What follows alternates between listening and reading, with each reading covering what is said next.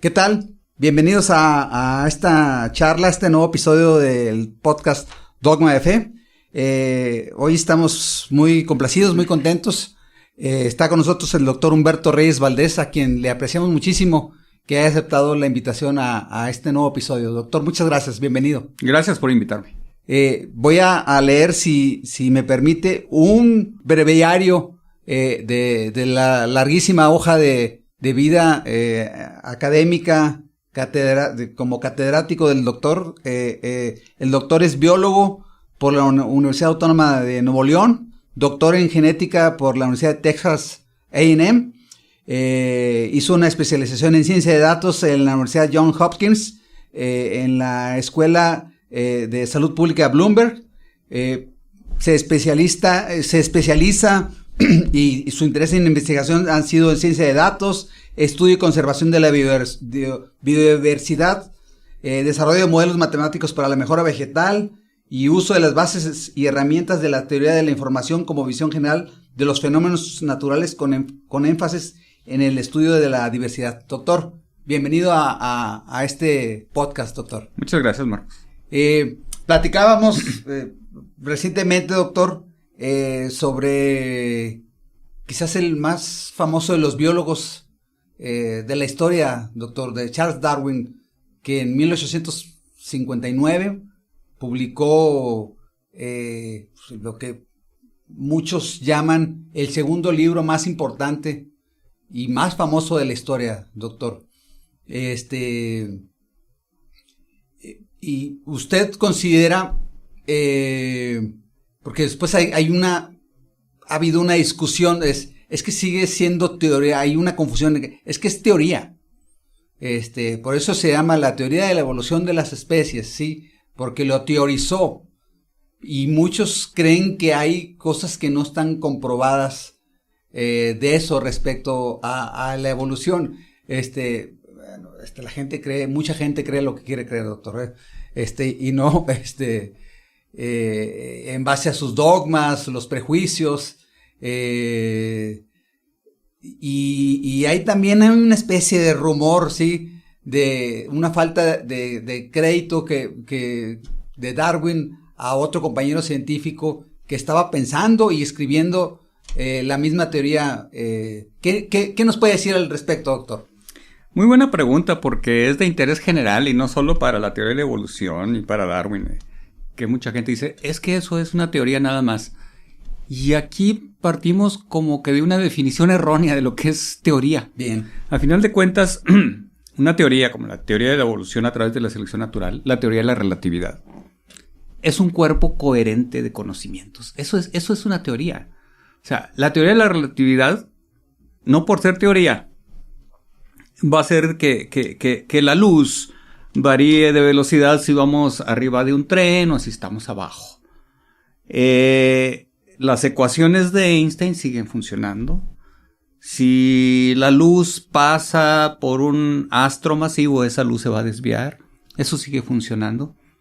No por ser teoría es, digamos, una mera hipótesis. No, teoría es un cuerpo de conocimientos. Entonces, lo que hizo Darwin con la evolución es que generó un cuerpo coherente de conocimiento para tratar de explicarla. Una especie de modelo. No significa de que, porque es teoría, entonces a lo mejor sí es cierto o no es cierto. No, es el cuerpo de conocimiento que creó Darwin, que nos da una explicación que, si no es perfecta, es bastante satisfactoria para la evolución de las especies, que es el mecanismo principal, la selección natural. La selección natural que opera, Darwin no lo sabía, porque cuando Darwin propuso su teoría, escribió su libro, pues la genética todavía no existía.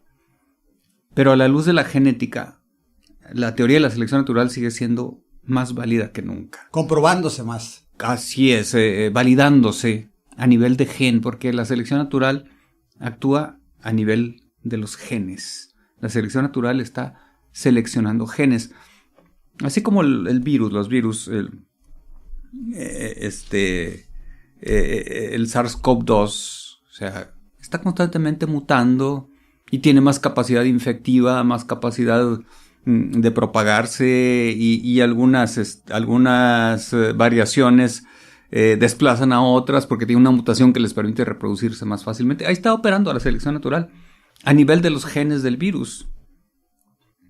Y en cuanto a lo que comentas del crédito de la teoría de la selección natural a Darwin, es cierto, ¿verdad? Se cuestiona por un hecho totalmente cierto de que no fue solamente Darwin a quien se le ocurrió la teoría de la selección natural, sino también fue a Wallace. Y Wallace tuvo comunicación con Darwin y Wallace le envió a Darwin lo que él tenía. Sin embargo, pues Darwin ya tenía bastantes datos que recabó durante su largo viaje en el Beagle, muchas notas, y pues decidió escribir su libro. Pero cualquier libro serio de evolución no va a decir teoría de Darwin, sino va a decir la teoría de Darwin-Wallace. Yeah. La teoría de Darwin-Wallace que nos explica el proceso evolutivo a través de la selección natural. Y un poco para quienes nos ven y nos escuchan a través de las distintas plataformas digitales, doctor, el Beagle es aquella embarcación inglesa, el HMS Beagle, en el que se monta Darwin, lo invitan muy jovencito, él, sí. Y hace un viaje larguísimo de años. Sí, él fue el naturalista del barco. Así es. Incluso hay varias películas montadas sobre esa historia muy interesantes, y cómo va encontrando especies y encontrando él explicación a plantas, lo que comentábamos, doctor, antes de iniciar esta conversación, una planta larga que se encuentra y Darwin dice, seguramente existe un pájaro, por así decirlo, no sé si sea correcto, doctor, que tiene el pico largo para poder succionar el néctar sí. de eso, y se comprobó que existía. Y cómo es la evolución de especies animales y flora para estarse conectando y poder seguir sobreviviendo, doctor, si es el término correcto. Sí, es correcto. Y la teoría de la evolución a través de la selección natural no es simplemente una cuestión biológica colateral. Es el centro de la biología misma. Teodosius Dobzhansky, un científico ucraniano, él dijo una vez: nada en biología tiene sentido si no es a la luz de la evolución. La evolución le da coherencia a los fenómenos biológicos, le da capacidad de hacer predicciones. Por ejemplo, si yo tengo en una caja de Petri un cultivo de bacterias y empiezo a agregarle cantidades pequeñísimas de un cierto antibiótico, y se van a morir algunas bacterias, algunas van a sobrevivir, y a las que sobreviven les voy a poner un poquito de ese mismo antibiótico. ¿Cuál es la predicción? Que tarde o temprano esa población va a evolucionar y vamos a tener una cepa de bacterias resistente al antibiótico. Ahí está operando la selección natural en un espacio que puede presenciar el ser humano. Lo estamos presenciando una gran cantidad de bacterias patógenas que son resistentes a antibióticos. Y de hecho, uno de los grandes problemas que se viene para la humanidad y que ya se está viendo son las bacterias resistentes a antibióticos. Sí, seguramente se nos viene una crisis, porque además hemos abusado, doctor. Sí. Hemos abusado de los antibióticos, cuando a veces no hay necesidad de usarlos. Sí. Lo queremos resolver, trate el Pentraxil, inmediatamente para todo, ¿verdad? Y luego los antibióticos de tercera y cuarta generación también.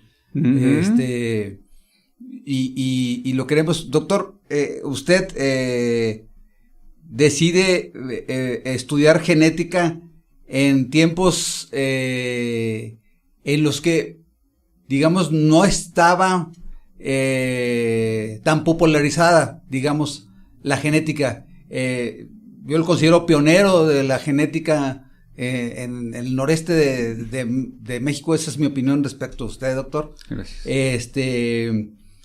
Porque luego en estos tiempos oscuros, aciagos, doctor, nos queremos sentir muy especial. Yo soy único, ¿sí? Pero usted corríjame, doctor, ¿sí? En términos de genética, ¿qué tan diferente soy de un habitante del sureste de África, doctor? En términos de mi comparación de mi ADN, ¿cuál es? O en torno a un árbol, doctor, ¿sí? Uh-huh. ¿Qué cantidad de ADN compartimos con un ser humano con un árbol, doctor? Uh-huh. Pues vámonos primero más cerquita, digamos, sí. Vámonos con un chimpancé. Bien, con un simio, sí. Con un chimpancé, pues compartimos como el 98% de nuestra secuencia genética con los chimpancés. Con los árboles seguramente tenemos el 5%, porque a final de cuentas el DNA de nosotros y el DNA de los árboles tiene que replicarse y requiere de las enzimas para replicarse, que son muy parecidas y que se originan en una secuencia muy parecida. Requiere de la síntesis de membrana celular, requiere de la síntesis de membrana nuclear. O sea, hay toda una serie de funciones biológicas que son comunes y que requieren genes comunes. Entonces, sí, o sea, tenemos secuencias genéticas que compartimos con los árboles. Tenemos secuencias genéticas que compartimos con las bacterias incluso. Hay muchas secuencias que compartimos con las bacterias porque hay unos genes que se llaman genes housekeeping. Son genes esenciales, son los genes que están en la esencia de la vida, que están en la reproducción celular, en la duplicación del DNA.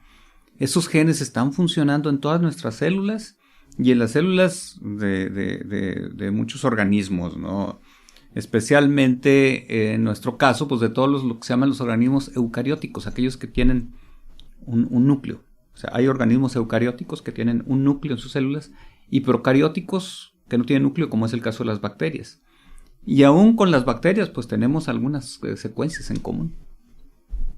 Qué interesante, doctor. Uh-huh. Bueno, también antes de entrar aquí al estudio, a esta conversación, platicábamos ya llegando hacia el desierto. Estamos grabando desde Saltillo, Coahuila, en el noreste de México. Pues vivimos en una zona desértica, doctor, ¿sí? Uh-huh. Y ha sido un año caracterizado, pues, quizás igual que otros, pero con las noticias de sequía, doctor, ¿sí? Que seguramente no es algo tan nuevo, pero quizás, como lo menciono, las noticias nos hacen pensar que este año hay más sequía y que posiblemente se confirme en ciencia, doctor, sí, pero no podemos olvidar que estamos en un desierto que antes, o sea, vivimos en un territorio que antes fue mar y bosques, doctor.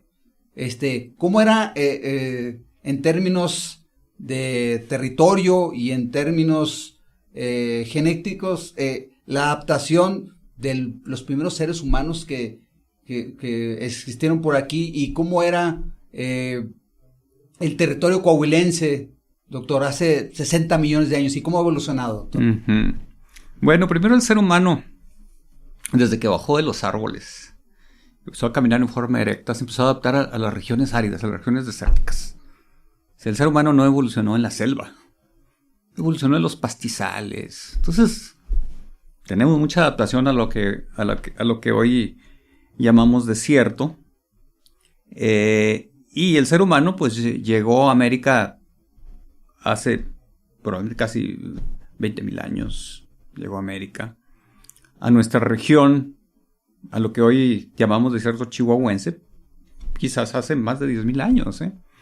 Pero ¿cómo era antes el clima? ¿Cómo era el relieve? Si nos transportamos al pasado, pues recordemos la deriva continental. Antes todos los continentes estaban unidos entre sí en Pangea. La deriva genética, perdón, me traiciona mi carrera genética. La deriva continental nos fue separando.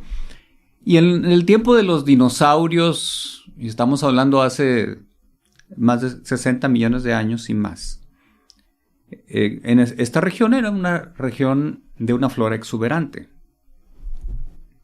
Y aún antes, era más, selva, doctor. Era selva, bosques. Pues, lo que comentábamos ahorita por la tragedia que está ocurriendo en Sabinas. Sí, si nos vamos al carbonífero, carbón, sí. Eso era madera, eran árboles maderables. Madera. Que se convirtió en carbón. Entonces tenemos la región carbonífera, es el mejor indicador de que aquí teníamos una vegetación exuberante. Pero eso fue hace muchos millones de años. Cuando llegó el ser humano a esta región ya era lo que hoy podemos llamar el desierto chihuahuense, que no era exactamente igual, pero ya era una región, lo que llamamos árida. Sin embargo, a veces pues, los términos hacen al ser humano que el ser humano transforme la realidad. A esto se le llamó desierto desde la conquista, ¿no? Pues el desierto. Pero desierto significaba también lo indómito. En la conciencia colectiva, lo indómito, lo difícil, donde habitaban los bravos bárbaros gallardos que no se dejaban conquistar, donde era difícil encontrar agua, donde no existía el alimento tal como los conquistadores lo concebían. Para los conquistadores el alimento era carne de puerco, manteca, trigo. Y no, aquí se consumía la tuna, se consumía el mezquite, se cazaba al venado, al elk, a los osos, etc. Y eso era el alimento diverso que tenían los chichimecas. En esto que llamamos desierto chihuahuense, y que es uno de los desiertos más biodiversos del mundo. Entonces, cuando llegó aquí el ser humano, se encontró con una gran biodiversidad. Y en esas grandes migraciones, pues muchos se quedaron aquí. Y lo que llamamos así genéricamente los chichimecas, fueron los grupos humanos que estuvieron aquí por miles de años. Cazadores-recolectores en su mayoría, cazadores-recolectores, que aprendieron, o sea, todo el entramado del desierto y cómo sobrevivir en él, cómo habitar, cómo alimentarse, cómo conseguir el agua, y que desarrolló características sociales muy características que incluso existen hasta el presente, manifestaciones sociales del desierto, como el canto cardenche en la región lagunera, fenómenos sociales que se crearon en el desierto. Entonces, el desierto chihuahuense, pues fue moldeando de alguna manera las sociedades que vivían en estos lugares, pero que, bueno, la conquista vino a cambiar todo, ¿no? O sea, vino a cambiar la forma de pensar, la forma de ver el desierto, de tal manera que ahora lo vemos, ¡ay, mira qué cosa tan árida! Yo tengo un amigo veracruzano, un gran biólogo, y lo traje aquí a conocer, y lo voy a decir en el tono que me lo dijo él. Dice, esto está muerto, amigo. Así es un poco la conciencia colectiva. Esto está muerto, amigo, aquí no hay nada. Pero poco a poco empezó a conocer y dijo, no, aquí hay mucho. Lo que pasa es que pues yo tenía otra concepción de lo que era la vida.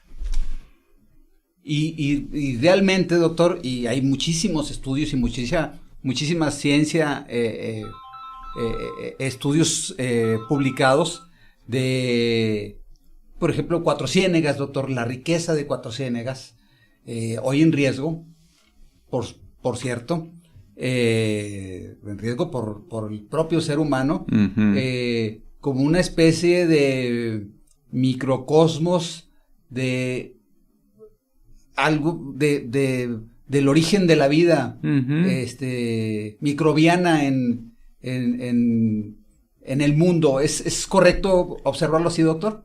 Sí, tenemos ahí características que nos permiten estudiar el origen de la vida, los estromatolitos. Y te comentaba hace rato que platicábamos de que, bueno, pues esto, Coahuila estaba en costa con el llamado mar de Tetis. Y se considera que el acuífero o los acuíferos que existen en Cuatro Ciénegas, que tal vez sea un acuífero sencillamente, uno solo, es como un mar atrapado, porque hay estudios... Un mar atrapado en el desierto. Un mar atrapado en el desierto. Qué interesante. Es un mar atrapado en el desierto.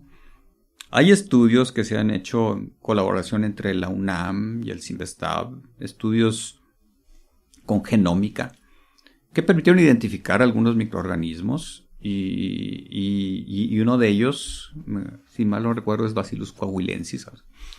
Está emparentado genéticamente con los microorganismos marinos. Entonces, hay evidencias de que lo que tenemos, de que el acuífero que tenemos en Cuatro Ciénegas es un mar atrapado. Y es un acuífero que nos estamos acabando. A pesar de las medidas de protección, a pesar de que pues ya se impide el acceso a muchas pozas. Pero como se sigue extrayendo el agua, por ejemplo, para fines agrícolas... Ese es el fondo del problema, doctor. Sí. A ver, ok, no se metan a nadar, está bien, para cuidarlo, pero a ver, el fondo es el agua. Es el agua, entonces si se sigue extrayendo intensivamente el agua para usos agrícolas, para regar los sembradíos de alfalfa, una especie, un cultivo que requiere mucha agua, pues nos vamos a quedar sin acuífero, va a pasar a la historia y sería muy lastimoso para Coahuila el perder ese acuífero. Hace poco participé en un grupo de trabajo para desarrollar la estrategia de conservación de la biodiversidad de Coahuila. Esto con iniciativa de la Secretaría de Medio Ambiente. Y estuvimos platicando y llegamos a la conclusión de que el centro, el pivote de la estrategia que requerimos es la escasez de agua.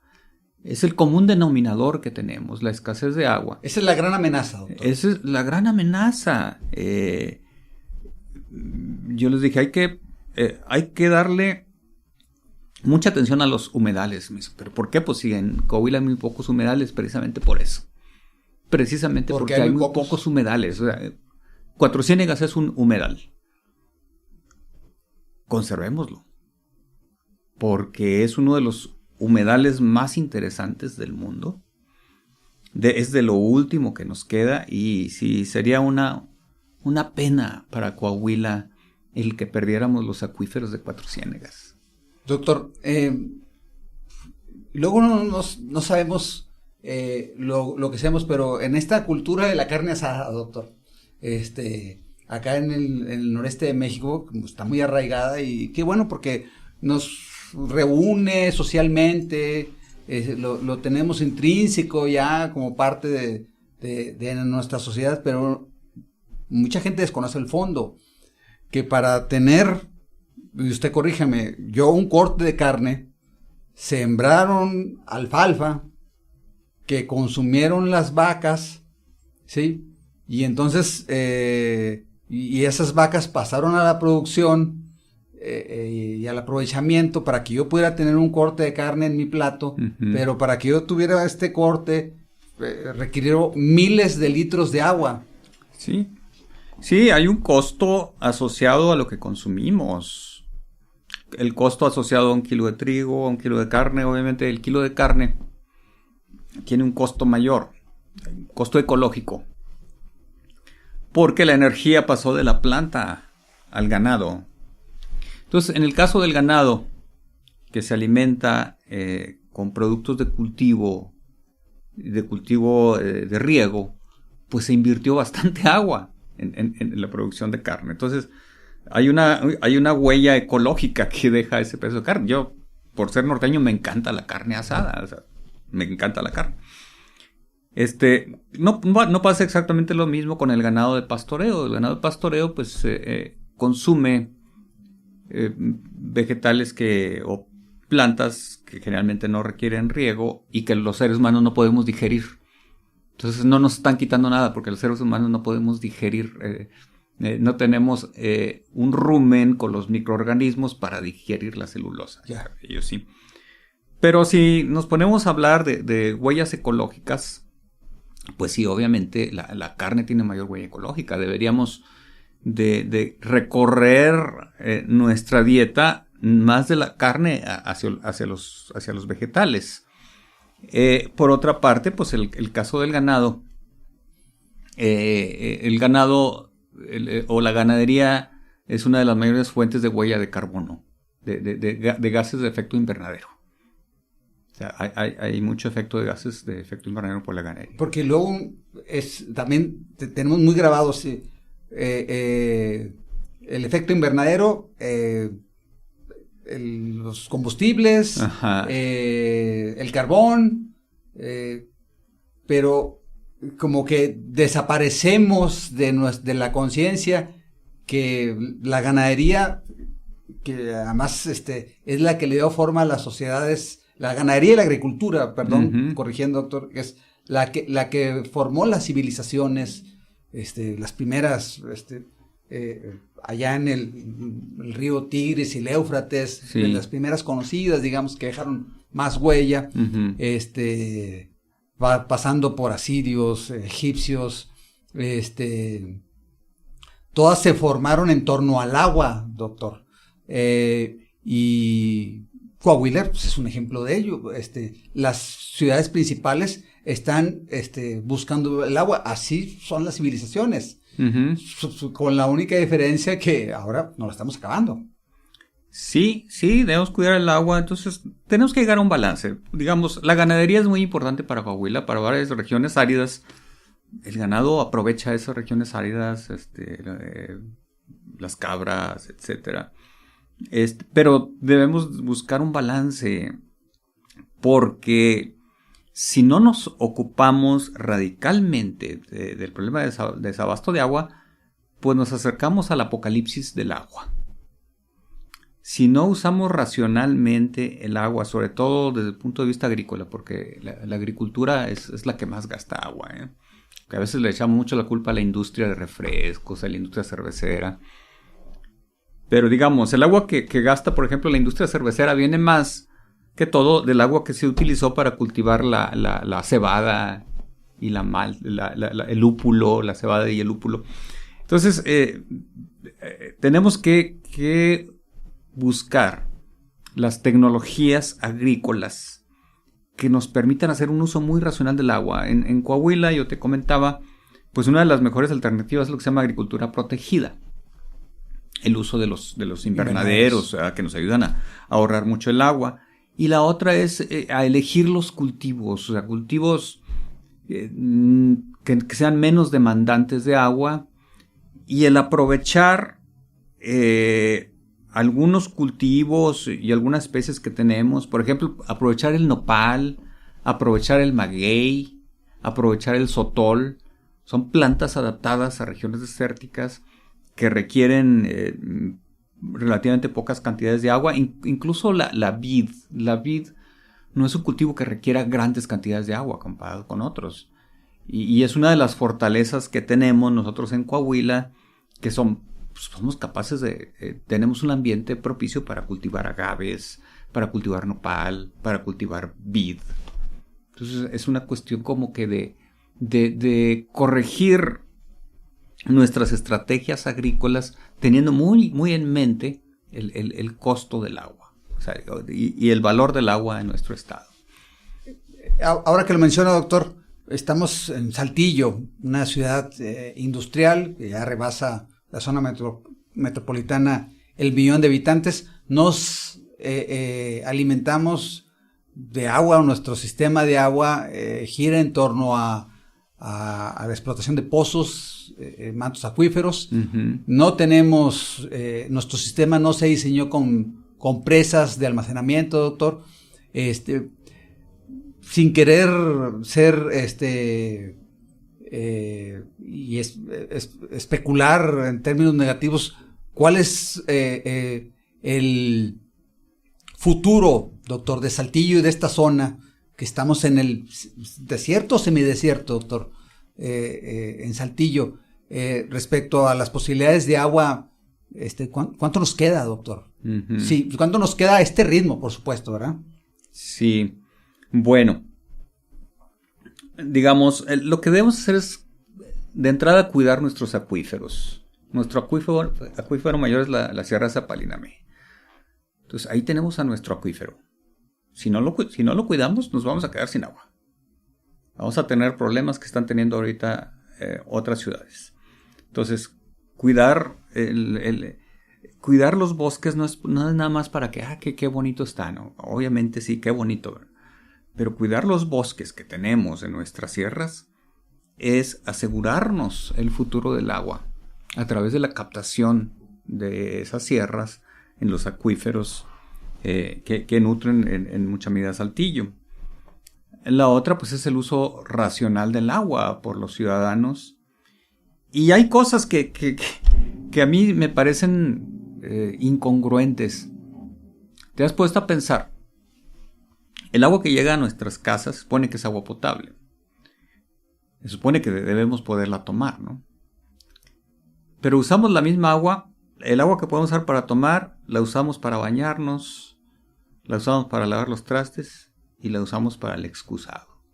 Es la misma agua. Como que ahí no estamos teniendo una estrategia adecuada. Hay un doble sistema. Sí, que hubiera un doble sistema.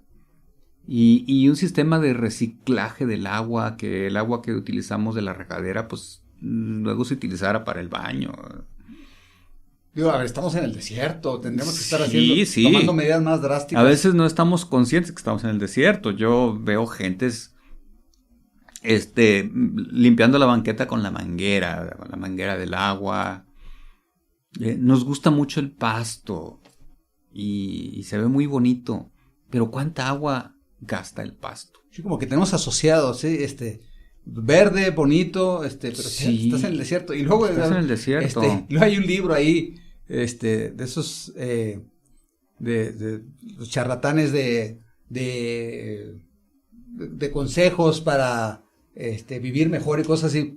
Que dice, ¿por qué el pasto del vecino siempre está más verde que nosotros? Uh-huh. Entonces, regamos más. Sí. Entonces, en Coahuila, comentaba, el desierto chihuahuense tiene una gran biodiversidad. Y dentro de esa biodiversidad hay una gran cantidad de plantas que nos pueden servir como ornamentales. ¿Qué encontramos, doctor? ¿Cuál es la riqueza de nuestro desierto en términos de flora y fauna? ¿Qué se encuentra en el desierto? Porque sé que incluso debe haber cosas hasta inexploradas, doctor. Sí, mira. Por la inmensidad del desierto Coahuila, chihuahuense, que también le llaman, ¿no? Sí, te comentaba que el porcentaje de vegetación natural, de vegetación primaria, si comparamos a Coahuila, por ejemplo, con Veracruz, alguien diría, no, pues que Veracruz está bien verde, o sea, tú vas y haz de cuenta que es un tremendo jardín. Bueno, pero ya nada más le queda como un 5 o 10% de su vegetación natural. En cambio, en Coahuila tenemos arriba del 80%. Gracias al desierto se ha conservado una gran biodiversidad. Y dentro de esa biodiversidad tenemos muchas especies, cerca de 3.500 especies de plantas, cerca de 500 especies de aves o de 170 especies de mamíferos. Y dentro de todas esas especies... 170 especies de mamíferos, sí, en el desierto. Sí, en el desierto chihuahuense. Qué interesante. Uh-huh. Y bueno, pues hay muchas cosas que podemos aprovechar, ¿no? Yo te decía de las plantas ornamentales. Tenemos, por ejemplo, el mezquite. O sea, el mezquite es una planta de sombra. Hay especies de mezquite que crecen con una copa muy bonita. O el huizache. O la palma del desierto. Pero luego a veces... nosotros mismos lo despreciamos. Yo tenía un jardinero que tenía un huizache ahí y vio el huizache, dice, ¿y por qué no pone un árbol de veras? Me dijo el jardinero. ¿Usted es un árbol de veras? No es un árbol de veras, es un árbol de veras. O una vez vi una señora que quería tumbar un árbol y dije, oiga, señora, ¿tiene permiso para tumbar el árbol? No, pero pues yo lo quiero tumbar. No, pues es que si no tiene permiso, no puede tumbarlo. y vio mi huizache, dice, es que es pura envidia porque usted tiene un arbolillo espinudillo. Entonces, ¿cómo asociamos? Sí, tenemos aquí en la psique de que queremos algo grande, frondoso, que crezca muy alto, que dé muchísima sombra. Sí, y lo podemos tener con los mezquites, los huizaches, la palma, que es una especie de yuca filífera, la que se ramifica. Son palmas muy bellas. Los agaves, que se ven muy bien en los camellones, los otoles, y no se diga la belleza de las cactáceas. Entonces, tenemos una gran cantidad de especies que ya deberíamos estar pensando en todas las cosas. ¿Sabes qué? Mejor vamos a poner una planta del desierto. Ya no vamos a gastar tanta agua en estar regando el pasto. Tanta agua en regar un árbol frondoso de unas hojas tremendamente grandes. No, vamos a tener una anacahuita, vamos a tener un mezquite y vamos a cuidarlo. Y va a requerir menos cuidados que las otras plantas, ¿verdad? Porque son plantas adaptadas. Porque tenemos también el embate del cambio climático, ¿no? Tenemos el embate del cambio climático que ya lo pudimos ver manifestado, por ejemplo, en los tremendos incendios. Esos incendios, esos mega incendios, pues no fueron solo aquí en Coahuila, sino en muchas partes del mundo. Son una manifestación de cambio climático. O sea, se elevan las temperaturas y se eleva el riesgo de incendios, el riesgo de mega incendios. Entonces, ese es el otro factor, el cambio climático, y debemos estar viendo a futuro y el cómo planear nuestras ciudades, cómo planear la flora de nuestras ciudades, y en este caso estoy hablando de la flora ornamental. Ya, doctor, ahora que habla de cambio climático, creo que está sobre investigado, doctor. No que sobre la investigación, sino que intento decir que está sobrediagnosticado. Ya sabemos que hay cambio climático. Uh-huh. Ya sabemos lo que tenemos que hacer. Y ya sabemos que si no corregimos nuestra huella de carbono, y si seguimos emitiendo gases de efecto invernadero, pues el planeta se va a seguir calentando. Pero no cambiamos, doctor, porque la primera vez que se dijo fue en 1973, y lo único es que en lo que somos especialistas los seres humanos es en empeorar las cosas. Yo no veo, doctor, y yo me considero de la corriente negativista respecto al cambio climático y cómo no entendemos como especie. Yo no veo cómo 7,800 millones de personas sobre el planeta demandando todo al mismo tiempo ya, podamos detener el impacto que el ser humano, la única especie inteligente que ha existido sobre este planeta y que ha dominado este planeta por el último 1,000,000 de años, doctor, vayamos a ser la especie que menos tiempo duró dominando el planeta. Los dinosaurios estuvieron millones de años, doctor, conviviendo sin ningún problema, y han sido efectos no ellos mismos que han hecho por su extinción. Lo que, al contrario, que ahí está la contradicción. El ser humano, con su inteligencia, ha provocado su propia destrucción. ¿Qué opina, doctor, de eso? ¿Cuál es su opinión? ¿Tenemos remedio, doctor? Yo citaría, hay una frase que me gusta de Hölderlin, que dice, ahí donde nace el peligro, brota también lo que lo salva. El ser humano logró expandirse con mucho gracias a su tecnología, a la tecnología agrícola, la revolución industrial. Y esa expansión conllevó, sí, mucha destrucción ambiental. La agricultura del siglo XIX fue básicamente expansionista. Vamos a tumbar más para sembrar más. Incluso recuerdo una frase de un expresidente de México que decía que solo los caminos queden sin sembrar, sí. ¿Verdad? Entonces, así como una visión expansionista. Pero esa misma tecnología que ha hecho que el ser humano se expanda, es la que nos puede salvar. Y es la que nos está salvando. Si no existiera esa tecnología, no se podrían alimentar los miles de millones de seres humanos que vivimos sin haber destruido todos los bosques. O sea, gracias, por ejemplo, al mejoramiento genético de las plantas, no necesitamos ya más área, incrementar el área agrícola. Somos capaces de producir más cantidad por hectárea. Voy a poner el ejemplo del maíz. Un maíz sin mejoramiento genético, un maíz nativo, sin tecnología moderna, pues a lo mejor va a producir 1 tonelada, 2 toneladas por hectárea. Pero un maíz mejorado y con tecnología va a poder producir hasta 20 toneladas por hectárea. Entonces, esa tecnología, la tecnología de la genética, en este caso, el mejoramiento genético, pues nos ayuda a evitar esa expansión de estructura del ambiente. El desarrollo de variedades resistentes a insectos, a plagas, pues nos ayuda a que ya no estemos aplicando tantos insecticidas y no ocurra esa llamada primavera silenciosa de la historia del DDT. Las tecnologías de la información. O sea, no recuerdo cuál es la huella de carbón que uno deja cuando uno vuela en un avión, pero es bastante. O sea, el volar en un avión... Sí, no, es tremendo. Es tremendo. Las tecnologías de la información son capaces de ayudarnos a paliar eso.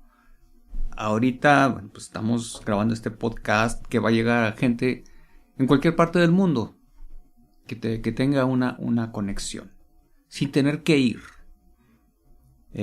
Al ratito yo tengo clase con mis estudiantes, clase en línea. Decidí darles la clase en línea y para tener aquí esta actividad contigo. Gracias, doctor. Entonces no voy a tener que transportarme de ida y vuelta a la universidad en mi camioneta y voy a dar la clase. Durante la pandemia pudimos asistir a congresos, a reuniones internacionales, a tener seminarios, sin necesidad de movernos, sin necesidad de dejar toda esa huella de carbono que sería necesaria para transportarnos. Se ha desarrollado tanto nuestra tecnología que pues obviamente vivimos mejor que los Luises de España, pero que los Luises de Inglaterra, de Francia. Sí. Vivimos mejor que reyes, digamos. Sí, o que los zares de Rusia. O sea, ¿tenemos refrigeración? Sí, tenemos refrigeración, tenemos acceso a verduras y frutas todo el año. O sea, tenemos... si uno va al supermercado y todo el año encuentra todo el año va a tomate. encontrar, sí, o sea, todo el año podemos tener una buena nutrición. Es muy interesante. Entonces, los reyes de Francia les daría tremenda envidia el entrar a una de nuestras casas. Entonces, la tecnología ha hecho que tengamos muchos satisfactores, bastantes. Pero tenemos que ahora pensar ya a futuro. No solamente en tener esos satisfactores, sino tener sustentabilidad o sostenibilidad. Que nuestro bienestar sea sostenible. Que las generaciones que vienen puedan disfrutar de un aire decentemente, razonablemente limpio. Que puedan tener bosques. Que pueda haber pastizales. Que siga habiendo ríos. Y si en lugar de satanizar a la tecnología, no, pues, la tecnología es la culpable de que tengamos este problema, si en lugar de satanizarla, la usáramos racionalmente, creo que tendríamos ahí la salvación. Doctor, ya que habla de sostenibilidad, hay teóricos que hablan que no todo es sostenible y que hay ciertas falacias respecto a la sostenibilidad. Uh-huh. Un carro eléctrico, doctor. Oye, pues es una maravilla, no produce emisiones. Sí, de acuerdo, pero está producido con acero, que se produjo en una fábrica, que ellos sí produjeron emisiones, además, para extraer el hierro, tuve que hacer una mina, pero además yo alimento de energía y esa energía no necesariamente es limpia. Por ejemplo, yo tengo paneles en la casa, que son una maravilla, doctor, pero hay una huella fuerte, que entre el acero, entre la película que se le pone, entre sumas y restas, doctor. ¿Realmente hay algo auténticamente autosustentable, doctor? ¿Existe? Todas las tecnologías tienen su costo. Toda tecnología tiene su costo. Creo que eso es lo más interesante de eso. Nada viene gratis. Pero hay unas que tienen un costo mayor, por supuesto. Exactamente. Aquí la cosa es comparar. O sea, ¿cuál es el costo de usar esto comparado con el usar esto otro? Ambas van a dejar una huella. Toda tecnología va a dejar una huella. Todas. O sea, si pongo un invernadero, a lo mejor yo tengo que desmontar el lugar y tengo que usar plástico, etcétera. Pero bueno, ¿cuál es el balance? Y aquí es donde, o sea, tenemos que usar nuestra racionalidad y las matemáticas y la estadística y la ciencia de datos para decir, ok, o sea, esta es la huella de esta tecnología comparado con esta. Ambas tienen huellas, pero ¿cuál tiene menor huella? Claro. ¿Cuál es más razonable desde un punto de vista costo-beneficio? Doctor, ¿considera usted que la ciencia nos está quedando a deber en darnos, a través de la ciencia de datos, esa información? Si tú utilizas esta tecnología, sí tiene un costo, pero mira, lo que estás usando es este costo. Entonces, necesariamente tenemos que migrar a esto. Después se inventará otra cosa todavía más sostenible. ¿Nos estará quedando de ver la ciencia información para poder comparar y tomar decisiones? No, yo creo que no nos está quedando de ver. El problema es que no le hacemos caso. O sea, ahorita tenemos una gran cantidad de datos. Ahí está publicada, pero están los datos disponibles, están los medios de analizarlos, de generar el conocimiento. El problema es que no queremos hacerle caso. O sea, tomamos nuestras decisiones a veces en conveniencias, tratamos de torcer la realidad. Para que se ajuste lo que yo quiero. Para que se ajuste lo que yo quiero, porque pues el ser humano es muy dado a creer lo que quiere. A creer lo que quiere. Y ahorita uno podría decir, ay, pues es que en la era de la información ya tienes toda la información, ya los seres humanos ya deberíamos ser más sabios. No, porque hay muchas fuentes de información y también hay muchas fuentes de mentiras. Entonces, si el ser humano es muy proclive a creer mentiras y las tenemos en abundancia, ¿los va a creer? Las vamos a creer, y ahí vienen las teorías de conspiración. Toda una serie de tonterías. Sí, entonces, no es que la ciencia nos quede a ver. Nosotros le estamos quedando a ver a la ciencia. Está faltando cultura científica. Eso es la base. Está faltando cultura científica. Porque ahora mucha gente piensa que como tiene acceso a internet, pues ya no necesitan a la ciencia. Incluso dicen, no, los científicos están locos. Mira, yo aquí vi que eso no es cierto. Y claro, pues es que es mucho más fácil creer en un video de YouTube de conspiración a ponerse a leer un libro de biología molecular o un libro de matemáticas. Claro. Es mucho más fácil. ¿Por qué? Pues nos está faltando la parte básica, el conocimiento básico de la ciencia, que tiene su costo, sí tiene su costo, porque de la ciencia no es tan fácil de entender. O sea, necesitamos ciertas bases, unas bases matemáticas, unas bases biológicas, para poder comprender a la ciencia, entender qué es lo que hace la ciencia.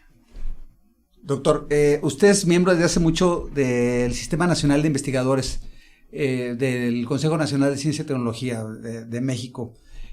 Respecto al desierto en donde vivimos, doctor, ¿cuáles usted cree que sean las investigaciones que se pueden poner en práctica de modo que tengamos un futuro, los coahuilenses, en torno a un ambiente de restricción de agua, cambio climático, la tormenta perfecta, doctor?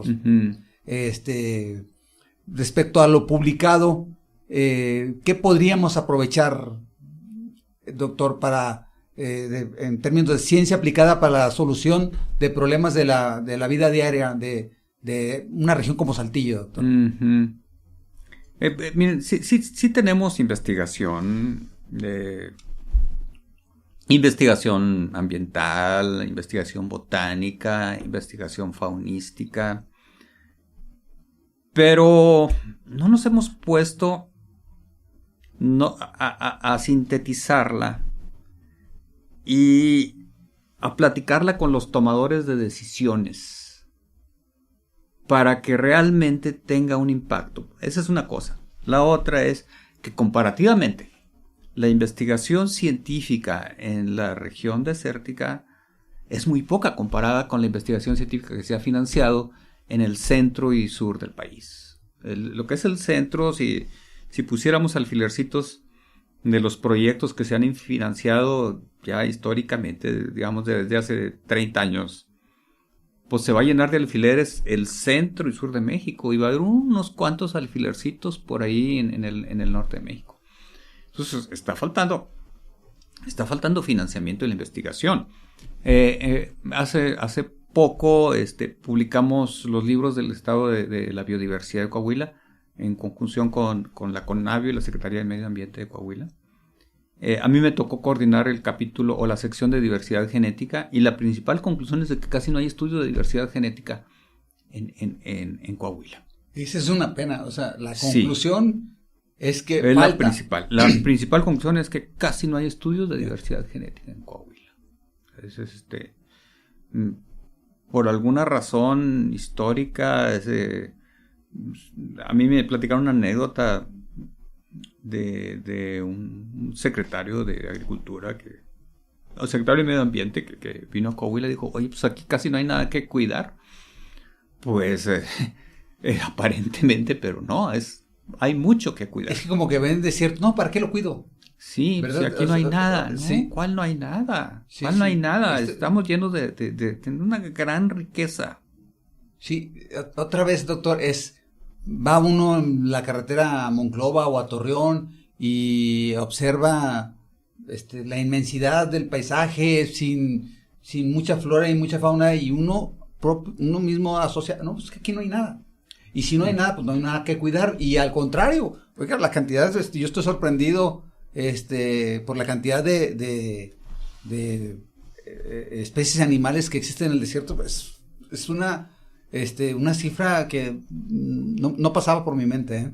Sí, y bajo esas perspectivas, nosotros en la Universidad Antonio Narro creamos el doctorado en recursos fitogenéticos para zonas áridas. Un doctorado dedicado a la investigación y a la enseñanza sobre la riqueza de las zonas áridas para su aprovechamiento. Yo espero que cada vez más se centre la atención en las riquezas que tenemos. Una de las líneas que se me hace muy interesante, las líneas de investigación, es el estudio de los componentes bioactivos de las plantas.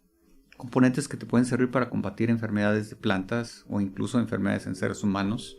Y más con lo que comentábamos de la aparición de bacterias resistentes a antibióticos. Hay otros países que están trabajando mucho en buscar componentes bioactivos de las plantas que puedan utilizarse contra esas bacterias resistentes a antibióticos. Y pues en el desierto chihuahuense y especialmente en Coahuila tenemos plantas que son todo un arsenal bioquímico. Voy a poner un ejemplo: la gobernadora, la planta que se llama gobernadora. Ajá, sí, claro. Que crece en cantidades, y esas hojitas de gobernadora son un arsenal bioquímico que le permite defenderse de los hongos, de las bacterias, de los insectos, del calor, de la sequía, de las heladas. Ahí está la clave de muchas cosas en esos componentes bioquímicos. Doctor, ¿todas esas plantas ya están caracterizadas? ¿Ya hubo estudios al respecto? ¿O como decía, hay muy poca investigación hay genética? estudios, pero muy poca. Ya. Muy pocos estudios. De la mayor parte de las especies, no hay estudios de sus componentes bioactivos, los usos que pudieran tener, de cómo se defienden contra las bacterias ellos, por ejemplo, y que pudiéramos utilizar esas defensas nosotros mismos. Entonces, falta bastante estudio. Me parece sumamente relevante lo que dice, doctor, pero luego también me preocupa, por otra parte, por el cuidado del desierto. ¿En qué punto va a mediar? Usted recordará una película aquella que se llamaba Diamantes de Sangre, toda la pelea que hay en torno en África a los diamantes, y hay un diálogo ahí entre personajes y dice, y eso que no han descubierto petróleo, cuando descubran petróleo, entonces me preocupa un poco el cuidado del desierto, esa sostenibilidad hay una enorme riqueza, pero también, no sé, doctor, en torno a la desconfianza respecto al comportamiento humano, el día que se descubra qué va a ocurrir, doctor. Sí, y no necesitamos esperar eso. Sí. Coahuila es uno de los estados más saqueados de México. Ok, sí, ¿qué nos puede decir de eso, doctor? Pues hay saqueo de cactáceas, por ejemplo. Hay mucho saqueo de cactáceas. Hay extranjeros que vienen a saquear cactáceas. Saqueo arqueológico. Saqueo de puntas de flecha, de pinturas rupestres. Y luego son tan solos y tan amplios los desiertos que ¿quién los cuida? Vamos a zonas arqueológicas y ya vemos pintas, vemos grafitis y sobre todo las plantas, el saqueo de cactáceas, que es uno de los principales. ¿Qué hacen, doctor, con las cactáceas? Pues es que tienen un valor muy grande para coleccionistas internacionales. Okay. Hay coleccionistas internacionales para los que tienen un valor muy, muy grande las cactáceas, que van a pagar mucho dinero por un ejemplar o por las semillas de las mismas. Y vamos, pues es imposible casi diría imposible detectar quién está en el desierto sacando una cactácea, doctor. Es enorme el territorio coahuilense. Sí. Digo, un poco para poner en referencia, nosotros estamos casi en el penúltimo de los municipios respecto al sureste. Yo hago 7 horas para llegar a Ciudad Acuña y hago 9 horas para llegar a la Ciudad de México. Sí. Y si voy por el medio, hay desierto a la izquierda y desierto a la derecha. Sí, vemos vacíos, entonces inmensidades. Muy difícil de cuidar, es muy difícil. Entonces, sí, o sea, tu preocupación es muy lícita, ¿verdad? O sea, ¿qué va a pasar con esa riqueza cada vez que se vaya descubriendo? Oye, pues es que yo lo quiero, van a decir. Pero bueno, aquí se requiere la conjunción de muchos actores, ¿no? De muchos actores. ¿Quién va a cuidar esa riqueza? Esa es una de ellas. Ya. Doctor, un tanto para ir finalizando esta conversación, de la cual le agradecemos muchísimo. Otra vez, la preocupación sobre la sustentabilidad de la especie humana, sobre la tierra, doctor. ¿Tenemos remedio, doctor? Hay teorías que dicen que estamos en el antropoceno, doctor, en un periodo que como humanidad, así como nos conocemos, no que vaya a desaparecer el ser humano sobre la tierra, pero que nos dan a este ritmo de consumo, doctor, 1000 años de existencia como humanidad, ¿sí? No como humanos, ¿sí? Humano pues, seguramente va a seguir existiendo, pero en estas comunidades como las conocemos,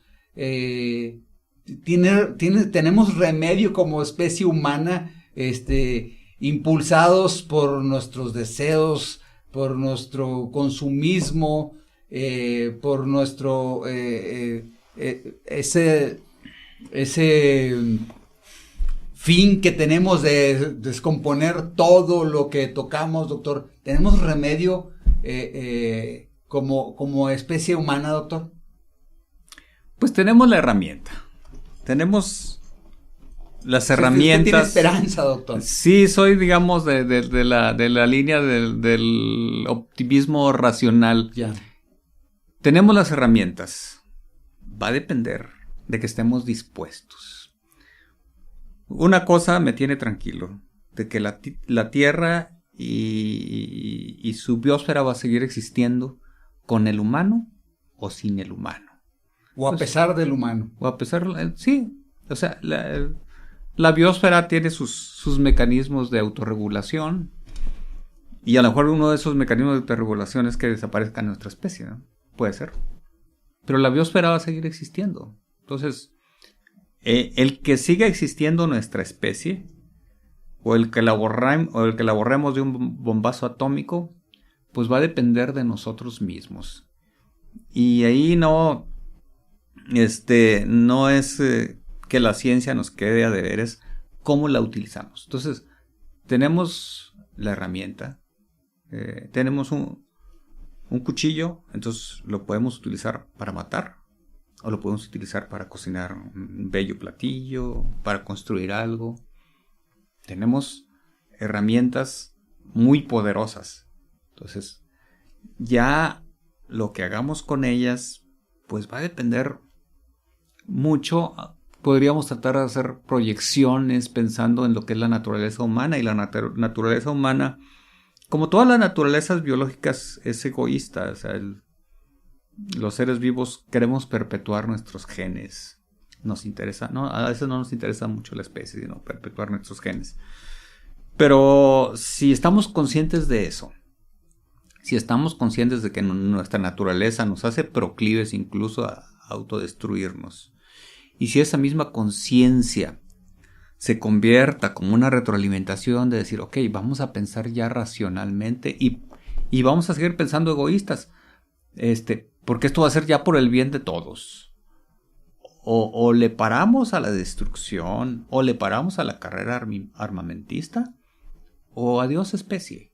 Entonces, ya va a depender de una decisión humana. Pero la herramienta la tenemos para seguir viviendo y para vivir bien, para vivir con bienestar. Doctor, yo le agradezco mucho esta charla y le agradezco más que me haya obsequiado esta novela suya, El Remolino. Al doctor Humberto Reyes Valdés, de veras ha sido todo un gusto tener esta conversación, esta charla, doctor, y creo que nos deja muchísimo para reflexionar sobre sostenibilidad, desierto, agua, y esperanzas de un futuro mejor para la especie humana y en especial para aquí este microcosmos en donde estamos, en este enorme desierto chihuahuense, que aquí cabrían 25 países, doctor, uh-huh. ¿Sí? de Europa, en este territorio, mucho del cual es inhóspito. De verdad yo le agradezco mucho su tiempo, que se haya dado la oportunidad de acompañarnos, y los invitamos a quienes nos ven y nos escuchan que se suscriban a las redes sociales del podcast Dogma de Fe. Y nos estaremos viendo el siguiente domingo a las 8 de la noche. Muchísimas gracias. Gracias, doctor. Muchas gracias. Gracias.